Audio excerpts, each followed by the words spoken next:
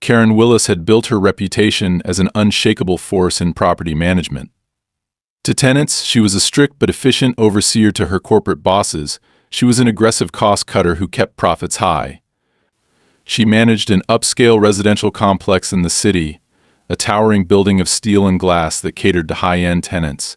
For years, she had run the place with an iron fist, streamlining operations, enforcing rigid policies, and ensuring that every dollar spent was maximized. But there was always one issue she hadn't been able to solve: the maintenance crew. The team had been there long before Karen took over.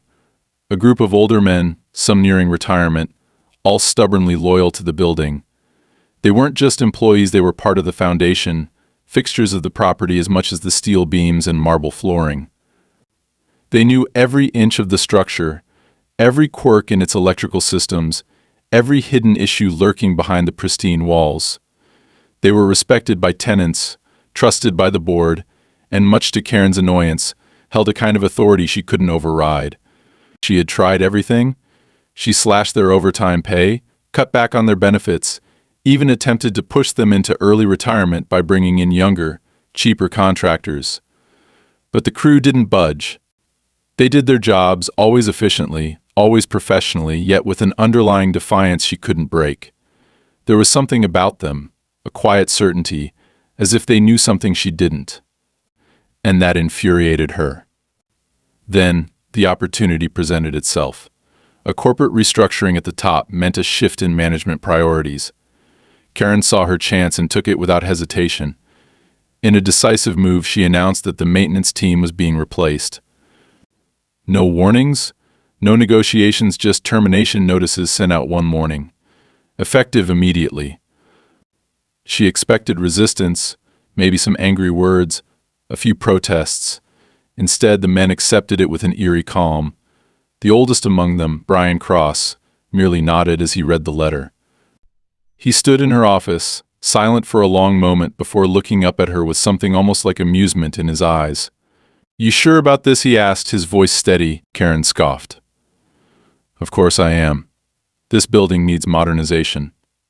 Fresh talent, not old-timers dragging their feet." Brian smirked, shaking his head slightly. "All right," then he placed the letter neatly back on her desk, turned and walked out. The others followed. No fight, no anger, just quiet acceptance. Karen felt victorious. Finally, she had eliminated the last obstacle standing in her way. That night, she sent an email to the new maintenance company, welcoming them to their new contract. She detailed the expectations, the operational guidelines, and the areas that needed immediate attention. Everything was in motion. By the end of the week, the building would be running smoother than ever. But the next morning, the first issue appeared. Tenants began calling about water pressure problems. Some had no hot water at all. Others complained that their showers were running ice cold no matter how much they adjusted the dial.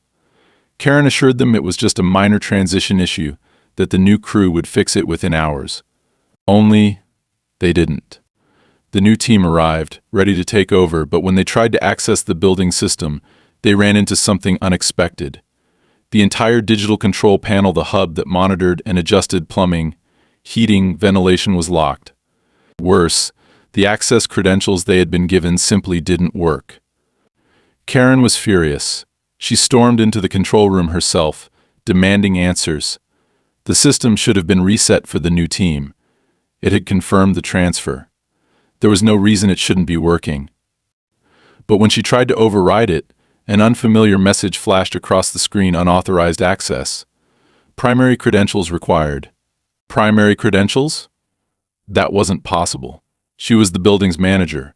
She had full administrative control. She entered her executive access code. Unauthorized. A creeping sense of unease settled over her. She called it support, demanding an immediate resolution. They ran a remote diagnostic and came back with something that made her stomach turn. The system's master access credentials are assigned to an independent entity, the technician explained. It's locked under a primary ownership account. "What the hell does that mean?" Karen snapped. "It means whoever originally set up this infrastructure still controls it." A cold weight dropped into Karen's chest. That wasn't possible. The previous maintenance team had handled system upgrades over the years, but ownership of the infrastructure should have been transferred with every contract update. Unless it hadn't. She ended the call abruptly and sat in stunned silence. For the first time, a terrifying thought entered her mind. What if those men weren't just employees? What if they owned something she didn't even realize existed? A knock at her office door jolted her back to the present. One of the new technicians stepped inside, looking uneasy. "We've got another problem," he said hesitantly. "It's not just the water system. We can't access the electrical grid either. We tried rerouting power for the third floor's outages, but the breakers won't respond. It's like someone locked them down remotely." Karen's pulse quickened. "That's not possible. This is our building." The technician hesitated. "Are you sure?" She glared at him. "Of course I'm sure." But even as she said it, a creeping doubt curled around the edges of her confidence. Something was very, very wrong. Karen sat in her office, gripping the edges of her desk as frustration gnawed at her. The IT department was useless, the new maintenance crew was incompetent, and now she was fielding calls from furious tenants demanding answers. She prided herself on control, on efficiency, on her ability to anticipate problems before they became crises. But this was chaos. The first major complaint came from a penthouse tenant, a high-profile client who paid more in rent per month than some people made in a year. He was livid. "My hot water's been out since last night. I have meetings all morning and I can't even shower. What kind of operation are you running here?" Karen clenched her jaw and gave the same line she had repeated to every tenant that morning. "I completely understand your frustration. The transition to the new maintenance team is causing some temporary disruptions, but I assure you everything will be resolved shortly." Only she wasn't sure anymore. The problems were multiplying. The heating system for the lower floors had shut down entirely, leaving half the building freezing cold while the upper floors sweltered in inexplicable heat. The security system was experiencing glitches. Elevator cameras were stuck on static, the keycard access logs weren't updating, and worst of all, several doors refused to lock. None of it made sense. The systems were brand new, updated just last year. They should have been foolproof. And yet, when the new maintenance crew tried to override the problems, they found themselves locked out again and again. The head of the new team, a wiry man named Douglas, walked into her office looking pale. "Ms. Willis, we need to talk." Karen pinched the bridge of her nose. "What now?" Look, we've been through every override we have. The control panels, the access points, nothing's working. It's like someone is actively blocking us." Karen's head snapped up. "Blocking you? That's impossible." Douglas shifted on his feet. "I don't know what to tell you. The entire infrastructure is on lockdown. It's not just one system, it's all of them. Water, power, HVAC, security. It's like someone built this place with a master kill switch, and they flipped it the moment we walked in." Karen's stomach twisted. "That doesn't make sense. We own this building." Douglas hesitated. "Yeah, about that. I pulled up some historical work orders just to see how the old crew managed the system. Get an idea of what we're dealing with." And he trailed off, rubbing the back of his neck. "And what? Their names are all over the infrastructure contracts, not just as employees, but as, well, stakeholders, owners." Karen felt a sharp, electric jolt of disbelief. "That's ridiculous." "I thought so too. So I went deeper. Turns out, when this building was first developed, the engineers who built the core infrastructure, electrical, plumbing, security, they were given partial ownership in exchange for lower wages and long-term contracts. Most of those contracts were renewed automatically every 10 years. Karen's hands curled into fists. "That's impossible. The corporate office would have..." Douglas shook his head. "Corporate doesn't manage infrastructure. They manage finances, leasing, external contracts. The old crew? They never relinquished their shares. They legally own the building's core operations." For a long moment, Karen sat frozen. Brian Cross. His calm, knowing expression as he read the termination notice. The way he had simply walked away without protest. They knew. They had known the entire time. And now she had just handed them every excuse they needed to bring the entire building to its knees. "Fix it," she snapped, her voice sharp with panic. Douglas threw up his hands. "Fix it? How? They control the system. We could try brute force overrides, but if they've got legal backing..." "I don't care," Karen hissed. "Find a way. Rip out the damn control panels if you have to." Douglas hesitated, then nodded stiffly and left. Karen grabbed her phone and dialed corporate. The line rang twice before a bored voice answered. "Property Holdings. This is Linda." "This is Karen Willis. I need immediate legal clarification on infrastructure ownership for..." "We're aware of the situation, MS." Willis. Linda interrupted. Karen stiffened. "Then why hasn't anyone contacted me?" A long pause.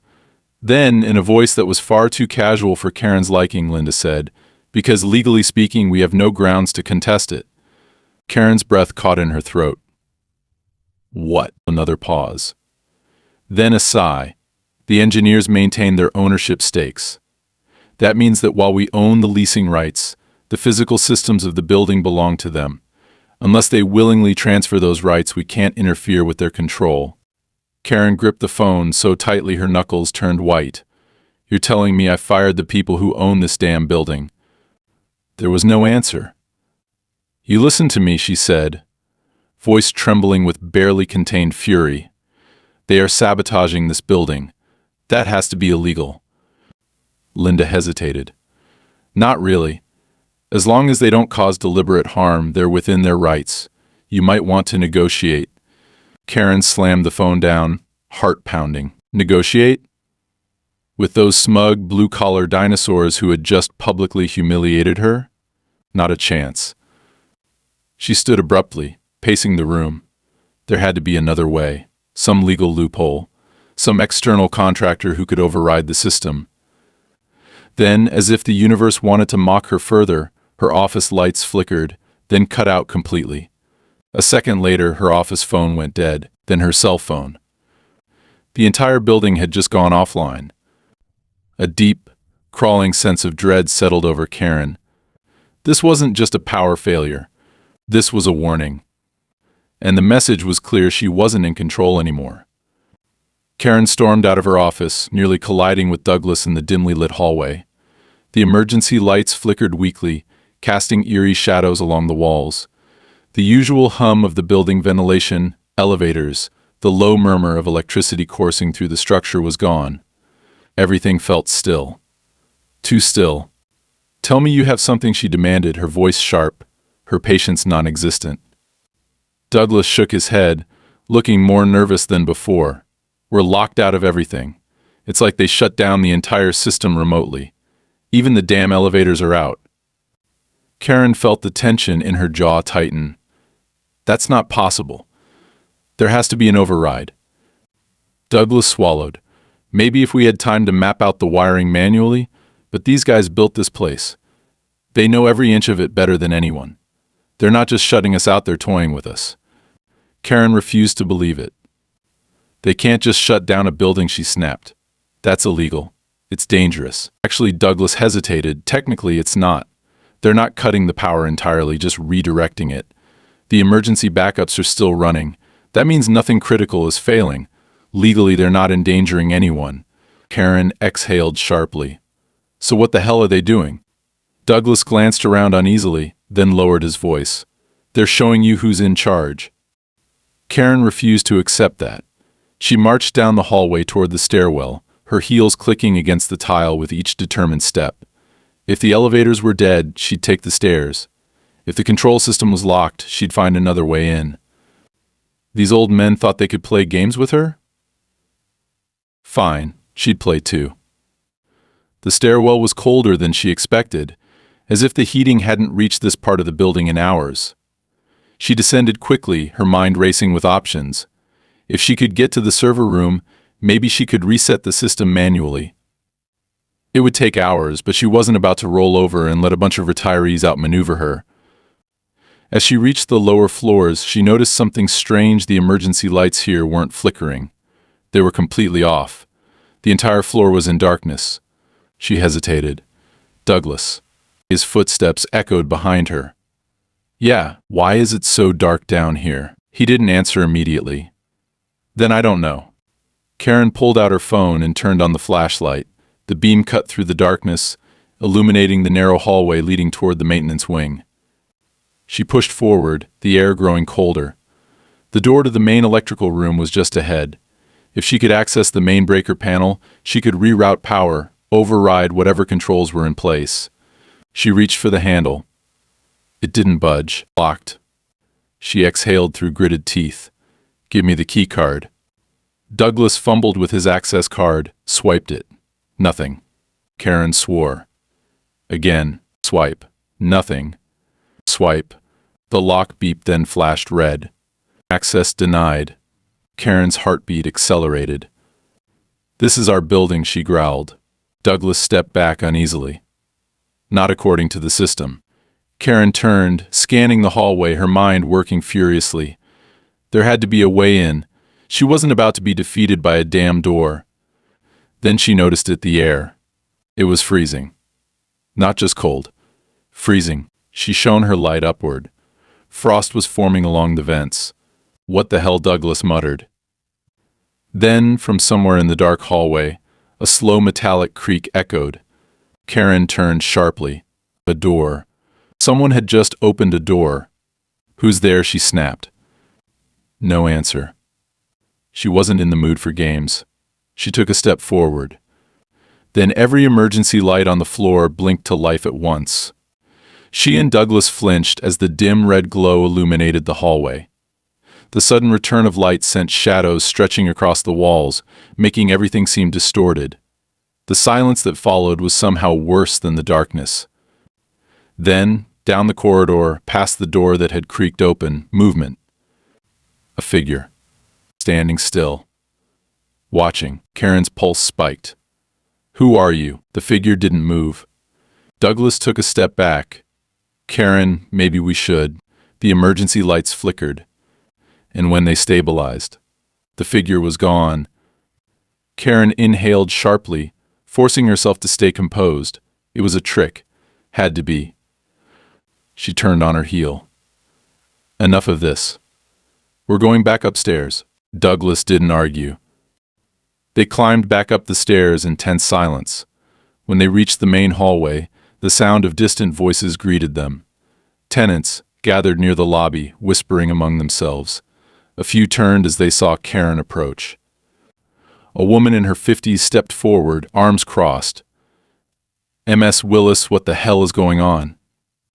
Karen straightened, forcing authority into her voice. There have been temporary issues with the system. We're working on it. The woman scoffed. That's what you said hours ago. And now I hear my neighbors talking about how your new staff can't even get access to the building's controls. Karen stiffened. That's not true. The woman raised an eyebrow. Oh? Then why did I see one of your new guys arguing with security downstairs because his keycard wouldn't let him into the control room? Karen's nails dug into her palms. She turned to Douglas. Get the legal team on the phone. Now. Douglas nodded, pulling out his phone. Karen turned back to the tenants. This building is still under my management, and I will not tolerate misinformation. The woman gave her a look of pure skepticism. Misinformation? Then explain why Brian Cross was just here an hour ago, smiling like he owns the damn place. Karen froze. What? The woman crossed her arms. He was in the lobby, talking to some of the old residents. Didn't look too concerned about being fired. Karen's pulse pounded in her ears. Brian Cross, back in the building. This wasn't sabotage from the outside. He was here. A slow, sickening realization crept over her. He had never left. Karen spun toward Douglas. Find him. Douglas hesitated. And what exactly do we do when we do? Karen's hands curled into fists. I don't care. Just find him. Douglas nodded and hurried off. Karen turned back to the tenants, forcing a tight smile. Everything is under control. The woman didn't look convinced. Karen walked away before she could say anything else. She needed to find Brian Cross. And she needed to end this. Karen's heels clicked sharply against the marble floor as she strode toward the security office. The moment she pushed open the door, the head of security, Martinez, glanced up from the monitor wall, his expression tight with unease. The screens behind him flickered between distorted camera feeds, some completely black, others frozen on grainy images of empty hallways. She didn't have time for pleasantries. "Where is he?" Martinez exhaled through his nose, rubbing his temple. "Brian Cross? He was here an hour ago. Walked in like he owned the place. Talked to a few residents, then disappeared." Karen clenched her fists. "Disappeared where?" Martinez tapped the keyboard, bringing up a map of the building. "That's the thing. He never swiped into any restricted areas. Cameras caught him in the lobby, near the elevators, and then nothing. He's gone." Karen's jaw tightened. "He's still here." Martinez's gaze flicked to the malfunctioning camera feeds. "I'd bet on it." Karen inhaled sharply, forcing herself to stay in control. This wasn't just some disgruntled ex-employee lurking around causing trouble. This was deliberate. Brian and his team had planned this. They had known exactly how to cripple the building, how to keep her locked out while they moved freely. She straightened. "We locked down the building. No one gets in or out unless I approve it." Martinez hesitated. "Karen, that might cause panic. I don't care. Do it." He nodded reluctantly, picking up his radio. "Security, initiate lockdown procedures." "No one in or out." Karen turned on her heel and strode out, her mind racing. She needed to flush Brian out. He wanted control? Fine. She'd force him into the open. She pulled out her phone and dialed Douglas. He picked up after 2 rings. "Tell me you have something," she said before he could speak. There was hesitation on the other end. Yeah, but you're not going to like it." Karen exhaled through her nose. "Try me." The legal team pulled up the original infrastructure contracts. Turns out Brian and his crew don't just own a stake in the building systems. They have exclusive operational rights to maintain them. Karen stopped in her tracks. What Douglas continued, his voice grim. "It was part of the original deal when the building was constructed. The developers didn't want to outsource maintenance, so they gave the engineering team a permanent stake. Those contracts were written to renew automatically every 10 years unless terminated by both parties." Karen's blood ran cold. Which means you could fire them as employees, but not as owners." She barely heard him over the roar in her ears. Brian hadn't lost anything when she fired him. If anything, she had just given him full control. Her grip tightened around her phone. "There has to be a loophole." "There isn't." "Not a legal one." Anyway, Karen's stomach twisted. "And if we override the systems manually?" Douglas hesitated. "Best case scenario? We cut power to half the building before the backups kick in. Worst case? We fry the entire infrastructure and trigger fire suppression in every hallway."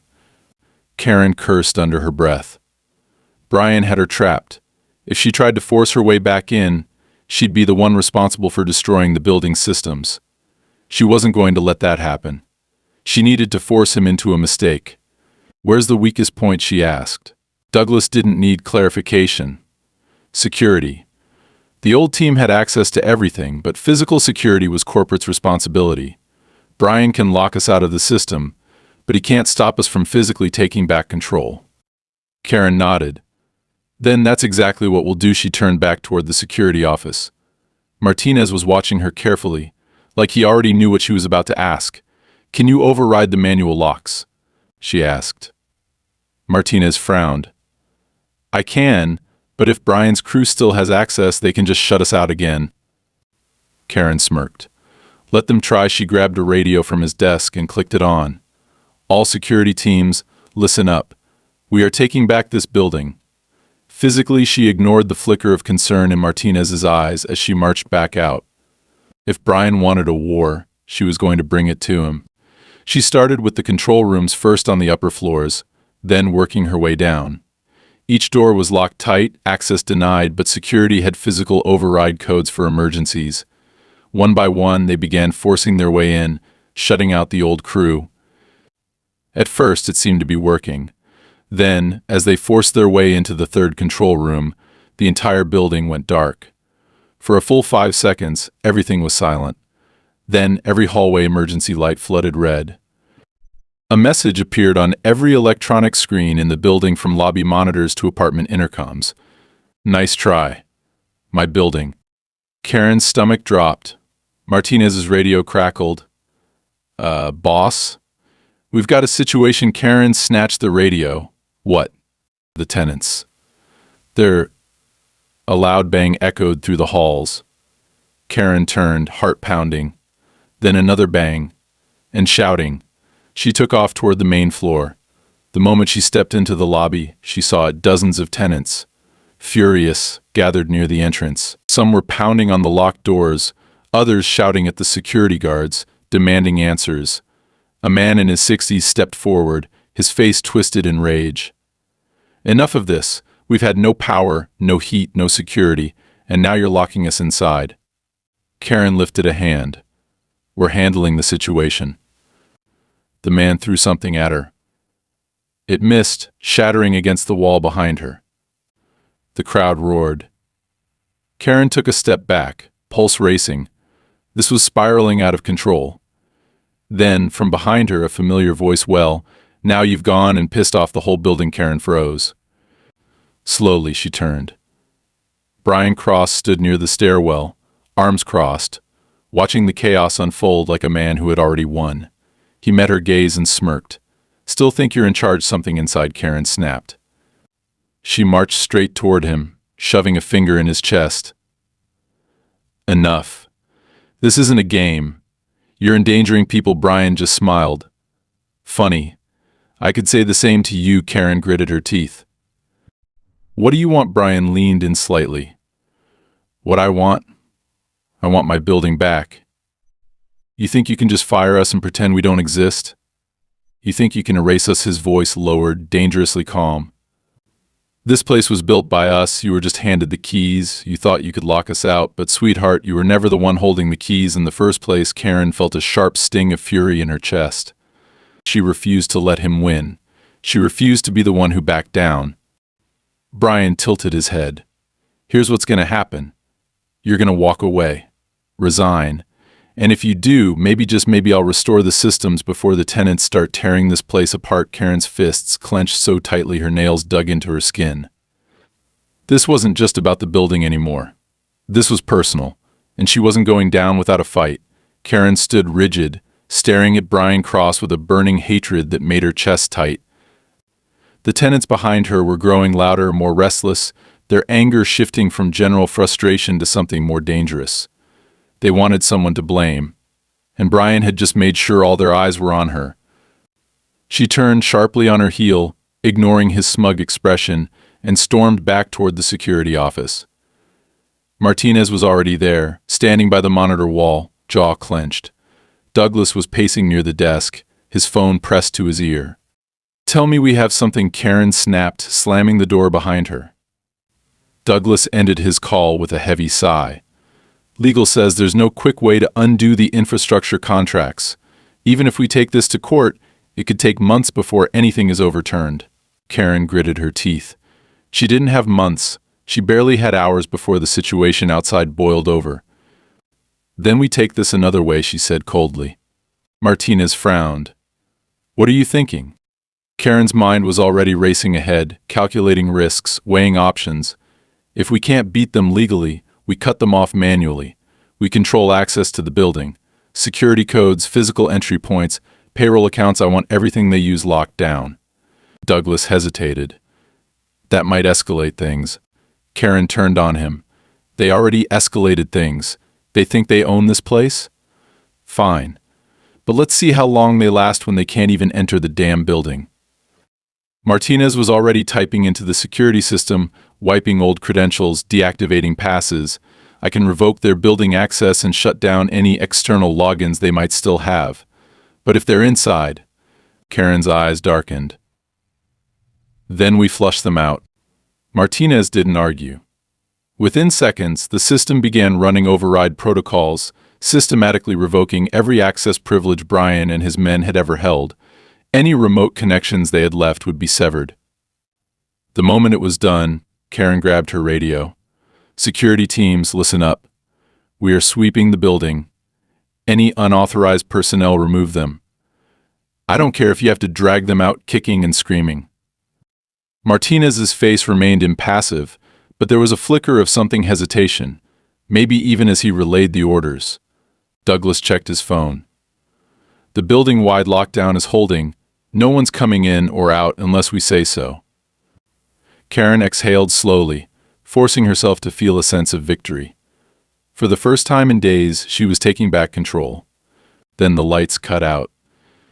Every monitor in the room blinked to black. The only glow left in the room was from Douglas's phone screen. Karen's stomach twisted.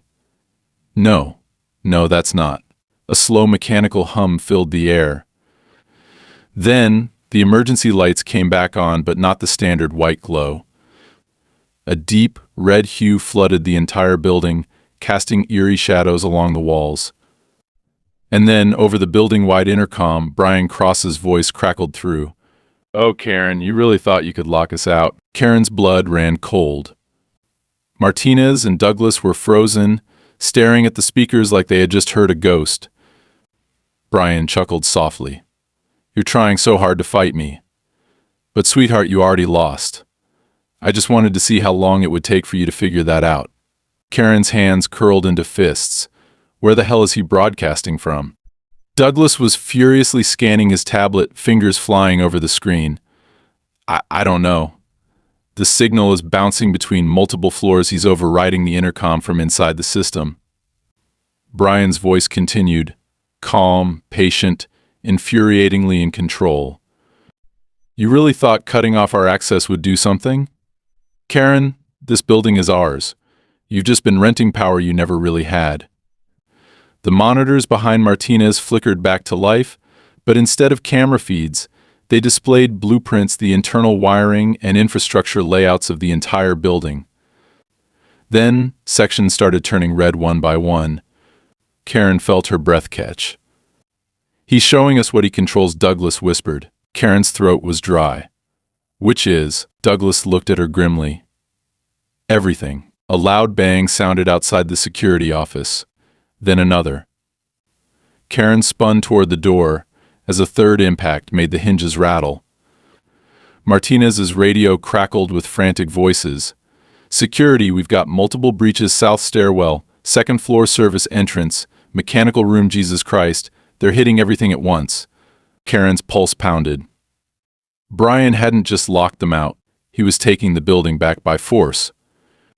Martinez moved first, yanking open a cabinet and pulling out a tactical baton before nodding at the door. "We're going to have to move. If they've got people inside." The next bang broke the lock. Karen barely had time to react before the door slammed open. Two figures in dark work uniforms stormed inside. One shoved Douglas aside, slamming him into the wall, while the other grabbed Martinez by the shoulder and drove a knee into his stomach. Karen lunged, her nails clawing at the nearest attacker's arm, but a fist connected with her ribs, knocking the wind from her lungs. She stumbled back, gasping. Then, another voice from the hall. "All right, that's enough." "Brian." The men stepped back, releasing Martinez and Douglas, who coughed violently, trying to recover. Karen pushed herself up, her ribs aching as she glared at Brian. "You," he smirked. "Me." She lunged at him again. But this time he caught her wrists effortlessly, his grip firm but controlled. TSK, he murmured. "You're really losing it, aren't you?" Karen ripped her hands free, stepping back, shaking with rage. "What the hell do you want?" Brian's smirk faded. He stepped closer, lowering his voice. "I want you gone." Karen straightened, ignoring the throbbing pain in her side. "Not happening."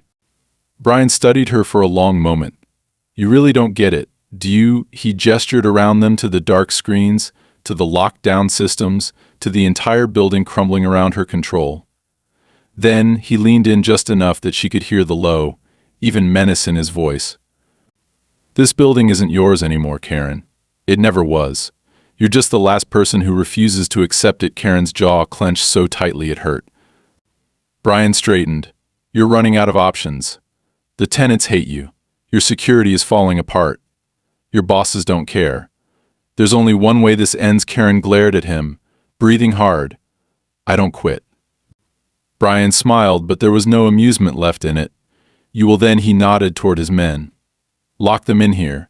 Let's see how long she lasts without control. Before Karen could react, a heavy hand slammed into her shoulder, shoving her back.